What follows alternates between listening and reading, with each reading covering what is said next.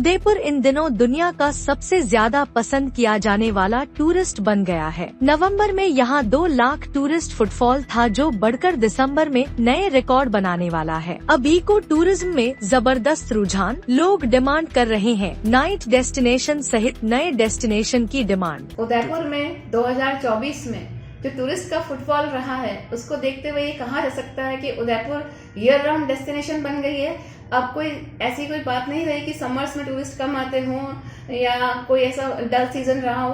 हमारे पास अब ये है कहने को कि हम पूरा ऑल राउंड डेस्टिनेशन है उदयपुर, और ईयर राउंड यहाँ पर कोई ऐसे इवेंट्स होते रहते हैं और इस तरह की रैंकिंग्स उदयपुर को मिलती रही हैं कि उदयपुर एक फेवरेट डेस्टिनेशन बन गया है टूरिस्ट का। अभी हम अगर टूरिस्ट के डेटा की बात करें तो नवंबर में भी फुटफॉल बहुत अच्छा गया है। जो डोमेस्टिक टूरिस्ट हैं वो भी अभी 2 लाख से ज्यादा आए हैं, और जो फॉरेन टूरिस्ट हैं उनका भी हम आंकड़ा देखें तो उन्होंने 21,000 क्रॉस किया है, जो ये सब बहुत एनकरेजिंग डेटा है। और अभी जो पीक पर आने वाला है ये सीजन, उसमें तो हम देखते हैं और भी रिकॉर्ड ब्रेक होंगे और इस साल टूरिज्म में हम नए रिकॉर्ड बनाएंगे। और इसके अलावा मैं ये कहना चाहूंगी कि अभी जो इस साल ट्रैवल एंड लेजर ने उदयपुर को वर्ल्ड की 2nd मोस्ट फेवरेट डेस्टिनेशन का खिताब दिया, कॉन्टे नस्ट ट्रैवलर ने उदयपुर को लेजर डेस्टिनेशन का खिताब दिया।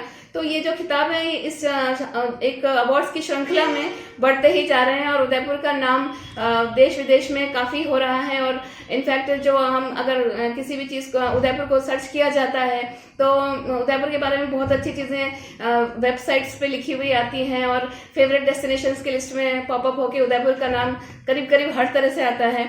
और इसके अलावा जो एक ट्रेंड बना हुआ है इस वक्त वो ये है कि कॉन्फ्रेंसेस के लिए यहाँ पर काफी लोग इंटरेस्ट ले रहे हैं और हमसे भी कई इंक्वायरीज करते हैं कि कौन से यहाँ पर जो सेंटर्स हैं, माइस सेंटर्स हैं या होटल्स में भी जो उनके हॉल्स हैं उसके बारे में, बुक के बारे में जानकारी लेते हैं। तो हम ये कह सकते हैं कि हम माइस डेस्टिनेशन की तरफ भी कदम बढ़ा चुके हैं। और इसके अलावा जो हमारे हैंडीक्राफ्ट्स हैं उनको काफी पसंद किया जा रहा है और टूरिज्म डिपार्टमेंट अपनी तरफ से भी काफी मार्केटिंग कर रहा है। उदयपुर की हर एस्पेक्ट के बारे में हम बहुत स्ट्रांगली मार्केट कर रहे हैं, चाहे वो हैंडीक्राफ्ट्स हो, चाहे वो यहाँ की कुसीन हो, और जो हमारी डेस्टिनेशंस हैं, जो कन्वेंशनल डेस्टिनेशंस हैं जैसे टी पैलेस है, सज्जनगढ़ है, इनके बारे में हम काफी जानकारी देते हैं। और एक नया ट्रेंड जो इस साल और हुआ वो ये है कि इको टूरिस्ट डेस्टिनेशंस की तरफ लोगों का बहुत रुझान बढ़ा और उदयपुर के आसपास के क्षेत्रों में टूरिस्ट बहुत गए, कैंपिंग साइट्स में उन्होंने इंटरेस्ट लिया। और यहाँ पर एक जो नई डिमांड जो चल रही है वो नाइट डेस्टिनेशन की चल रही है, उसकी तरफ भी हम प्रशासन से लगातार बात कर रहे हैं। देखिए हो सकता है थोड़े दिन बाद हम कुछ यहाँ नाइट डेस्टिनेशन में भी कुछ नया लेके आए।